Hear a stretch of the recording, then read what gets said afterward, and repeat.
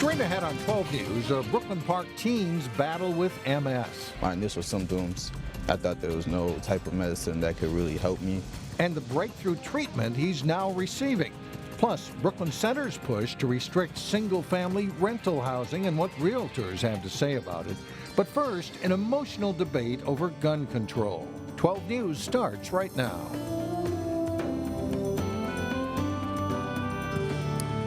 Hello, everyone, and thanks for joining us. Gun control is back up for debate at the state capitol. A local Senator Ron Latz is proposing 2 gun bills. Both were up for hearings today. We get more from 12 News reporter Eric Nelson. Yeah, Alex and Mike, guns are always a hot button issue, and that was the case today at the Capitol. Senator Ron Latz laid out his logic for the 2 bills. One covers background checks, the other is a gun violence protection order. While some people were in unison with his proposals, others were not. Unfortunately, we've seen a lot of propaganda in the testimony today and in general in relation to these 2 bills. Guns are a polarizing topic in Minnesota and across the U.S. The issue is so politically toxic, keeping us from a solution to the very real and dangerous problem of increasing gun violence. Senator Ron Latz is pushing 2 gun bills, including universal background checks. Background checks save lives. Gun supporters are not on board. Ron Latz's statewide registry of every gun and gun owner in Minnesota is just the first step. The first step to eventual gun confiscation. But universal background checks are already law in 18 states and have been given credit for reducing domestic violence and police shootings. New Hope Police Chief Tim Fournier supports background checks, especially after last year's City Hall shootings. We believe this is a step in the right direction and could help us prevent what happened in my community from happening in other communities across the state. Senator Latz says only 60% of guns in Minnesota are sold to people who had background checks. If you went to the airport and only 60% of the passengers went through security screening and the other 40% were allowed to go straight on the airplanes, would you be comfortable getting onto the airplane? Latz wants checks for purchases made at gun shows, on the web, or in private transactions. Like the anti-gun legislation in other states, is aimed at providing a false sense of safety while infringing upon the rights of law-abiding gun owners. This bill is another attempt at common sense changes that are broadly supported by Minnesotans. Now, according to a Star Tribune poll in January, 82% of Minnesota residents support background checks on all gun sales. And Alex and Mike, currently checks are only required for sales involving federally licensed gun dealers. All right, interesting. Thank you. Thanks, Eric. In Brooklyn Center, the City Council debated whether to approve an ordinance to limit single-family rental properties. Local realtors say it would suppress housing values. By putting a quota of 30% as a maximum on a block, that quota very likely will keep investors from bringing their dollars into the city to renovate it. Brooklyn Center is considering the ordinance because single-family rentals in the city have almost 3 times as many police calls as owner-occupied properties. The number of single-family rentals is about 10%, which according to realtors isn't large. However, these kind of rentals increased by 160% since 2008. That has the council worried about its housing stock. Our concern is how can we maintain a community that has a diversity of incomes, and so that we work our way back to becoming a true middle-class community again. After a 2-hour discussion, the council tabled the proposal to allow time for more study. The city currently has a moratorium on single-family rentals, which expires next month. The race for Terry Bono's state Senate seat is getting more attention.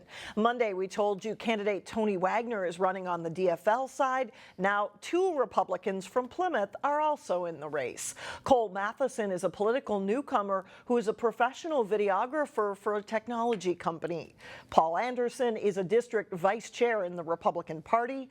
Anderson owns a consulting firm. The tributes to Prince continue, including one done by 2 local lawmakers. Purple rain, purple rain. That's Representative Peggy Flanagan singing and Representative Mike Freiberg behind her on the keyboard. The House and Senate passed resolutions recognizing Prince's accomplishments and contributions to the state. A Plymouth family is teaming up with a Vikings player to raise money to end premature births. It's something they have in common. Vikings cornerback Captain Munnerlyn greeted twins Olivia, Layla, and their mom at Winter Park. Olivia weighed just 13 ounces when she was born. Her sister just over 2 pounds. Munnerlyn was also born prematurely and weighed just 3 pounds at birth. I think I stayed in the hospital for a full year. You know, Mom said I had tubes going through my nose, tubes everywhere. And I truly think it's a blessing. It truly was a blessing, you know, for me to be standing here talking to you guys. Olivia was in the NICU for 103 days, and Layla was in the hospital for 87 days. And it was quite a roller coaster of emotions, and lots of good days, lots of bad days. We took it, you know, minute by minute some days just to get through. The twins are now nearly 2 years old and, as you can see, are doing well. The Hillstead family and Munnerlyn will be featured Saturday at a March of Dimes fundraising walk at the Mall of America. Last April, a Brooklyn Park teenager was the first person in Minnesota to receive a breakthrough MS treatment. Now, Charles Frazier is one of the first patients in the country to get approved for a second round of medicine. Reporter Sonia Goins has more. I feel like crying. You can cry if you want to, honey. This is Charles Frazier around the same time last year, getting the drug Limtrada for the first time. It's just like a fight that me and MS are having. Charles was diagnosed with an aggressive form of multiple sclerosis in 2014. He was 18 years old at the time. I thought my life was over. I didn't know how to accept MS. Charles is more hopeful these days and is happy to be getting the second dose of IV meds. The medicine is time-consuming. It sticks, you see. 3 straight days and 10 hours each day. Cheez-Its. He's got some things to keep him busy. Charles says the inconvenience is worth it. MS causes the immune system to attack the central nervous system. Slurred speech, headache, backache. Charles says he's seeing a difference since taking Limtrada. More improvement in my balance and coordination, decrease in my slurred speech. Are you going okay? Dr. Jonathan Cockwood treats Charles for MS. It really kind of hits the reset button on the immune system. It's not without problems, and certainly managing side effects, and he's done quite well with that. When Charles was first diagnosed, going to college wasn't in the future. But today, Charles is a full-time student at Normandale Community College. Pushing hard enough to go to class and do all my homework and do my tests while I'm battling MS all at the same time. This date is very important to me. And he was named an ambassador for Limtrada. The same day I got diagnosed is the same day I took the challenge of relapsing MS. Sharing his story with others. I was in the ER for several hours going through all the tests. Charles is much stronger than his disease. I had to accept it. He's not letting MS dictate how he lives his life. Don't let MS define who you are. And just let your success and your attitude define who you are. Just because you have MS doesn't mean you are MS. In Golden Valley, Sonia Goins, 12 News. And Charles isn't slowing down. He volunteers at Osseo Senior High School helping students with autism. He also plays sports, something he wasn't able to do after he was diagnosed. Well, coming up, alarming disparities when it comes to the dentist's office. And then a little bit later in sports, Breck shoots for a win in boys lacrosse. We'll have the highlights. But first, more rain on tap for Wednesday evening.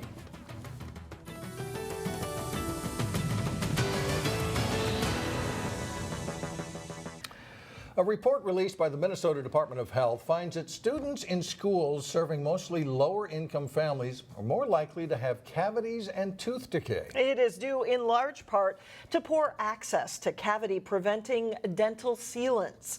In today's Health Check, Delane Cleveland has more on the importance of dental sealants and what some local dentists are doing to help provide dental access to the families who need it most.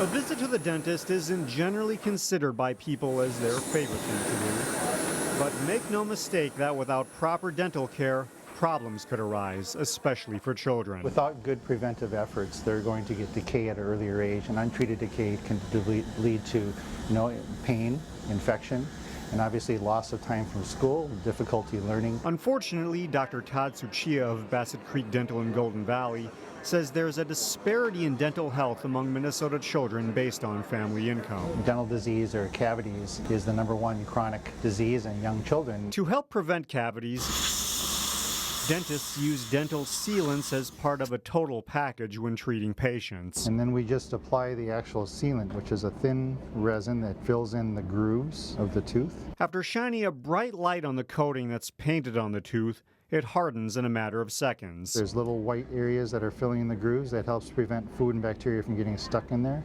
and that's what a sealant is. It's a simple procedure that's usually done with kids at age 6, but state health officials found that third graders in schools serving mostly higher income families are 1.5 times more likely to have dental sealants than their counterparts in lower income schools. There are a number of barriers to care that these young children unfortunately find. One would be probably cost. That's one reason why Bassett Creek Dental takes part in an annual event every February to provide free dental care for those in need. But even the folks here say more needs to be done. It really requires a statewide and community-wide effort from a number of fronts. In Golden Valley, Delane Cleveland, 12 News.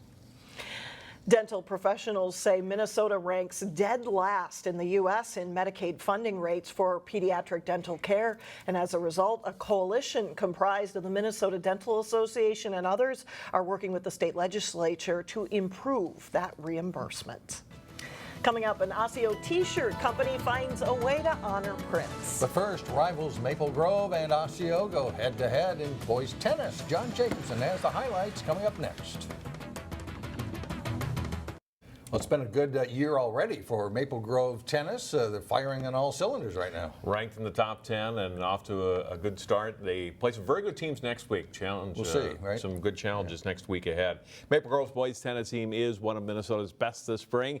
The Crimson faced one of their natural rivals on Monday. Chilly day at Osseo to watch the Orioles take on the unbeaten Crimson.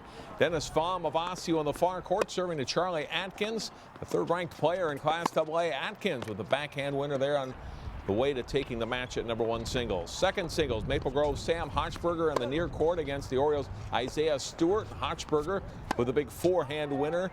That's for a point, and it wins his match at second singles in straight sets. Third singles, Maple Grove's Johnny Nudler in the far court against Jake Tufte of Osseo.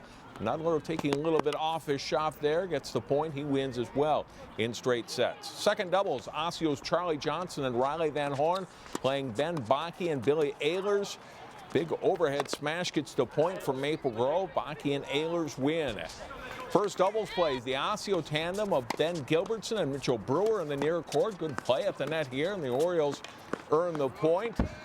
But Justin Liao and Davis Pfaff of Maple Grove now in the near court. They take this next point. Maple Grove wins the match 7-0. The Crimson is now 10-0 this season. After a season-opening win over Providence Academy, the Breck boys lacrosse team took it on the chin against a good Stillwater team. They look to get back on track against the TRIMAC Blackhawks co-op team. Breck's in white, Robbie Christensen to Arlo Zellickson to Reed Goldstein for the Rocket over the goalie's head there for a goal. Goldstein's third straight goal. Mustangs lead it 3-0 at the half. Second half, the Blackhawks get a chance, but goalie Alex Damaris makes a nice stop for Breck to keep TRIMAC off the board. Chris Damaris on the run for Breck. He fakes the pass, keeps it himself, and scores for a 4-0 Mustangs lead. And they start to bury their chances in the second half.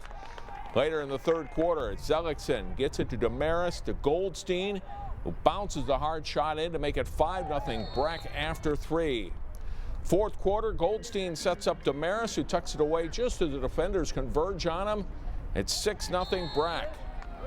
Gavin Hopping feeds Brendan Madsen and close for a goal. Breck improves to 2-1 on the season with an 8-1 win over TRIMAC. Armstrong senior Sarah Sontowski is in her 6th year of varsity golf with the Falcons and is off to a good start this season. She's featured on this week's Sports Jam show on Channel 12. Here's a clip from that story. Sarah's already been medalist 3 times in matches this spring as the Falcons' #1 golfer. Last year as a junior, she finished in 21st place at the state Class 3A meet. Hard work in the off-season has her aiming for a top 10 finish this year. I have a professional that I work with, Chris Foley, who I do lessons with him during the winter. I'm a hockey player, and so that kind of takes up my time, but as much as I can in the dome and just working on techniques and like my actual swing path and stuff. That's what I have to do during the winter, just because in the dome you don't really see your ball flight or anything. The big thing for her is her work ethic. I mean, she works hard at her craft. She, you know, for a girl that's not large in stature, hits a big ball. She's learned how to, you know, put a good swing on the ball and make it go where she wants to. Works on that short game and really finesses over things, the putting and the chipping. You can watch the rest of the Sarah Sontowski story and much more on this week's Sports Jam. It's on Monday, Tuesday, and Wednesday at 3:30, 6:30, and 9:30 p.m. here on Channel 12. Breck Providence Academy Baseball, which was our scheduled event for tonight, postponed because of wet grounds at Providence's field out in Loretto. All right, thanks a lot, John. Still ahead, a statewide trip through Native American history. Plus, the Design and Osseo t-shirt company hopes Prince fans will enjoy. We'll be right back.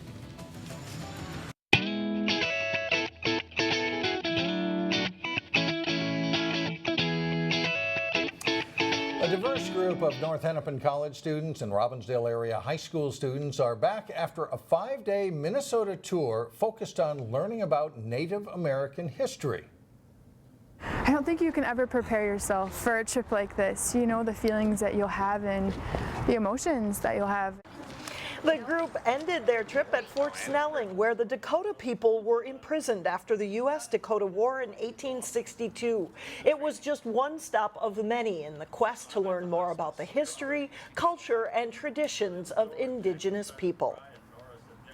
And I think it's a good experience. You learn some of the history not only of Native American people but of Minnesota itself. So you get to know about where you're living at, the Native American culture, and just about different like landmarks and everything like that. I definitely want to teach my brothers about it, and I think it'll just help me be a better person, more understanding. This is the second year that the schools have paired up to take the research tour. And finally, an Osseo t-shirt company's way of recognizing Prince. The Soda Shop has created 2 limited edition t-shirts. As you can see, the shirts recognize Prince's hit song, When Doves Cry.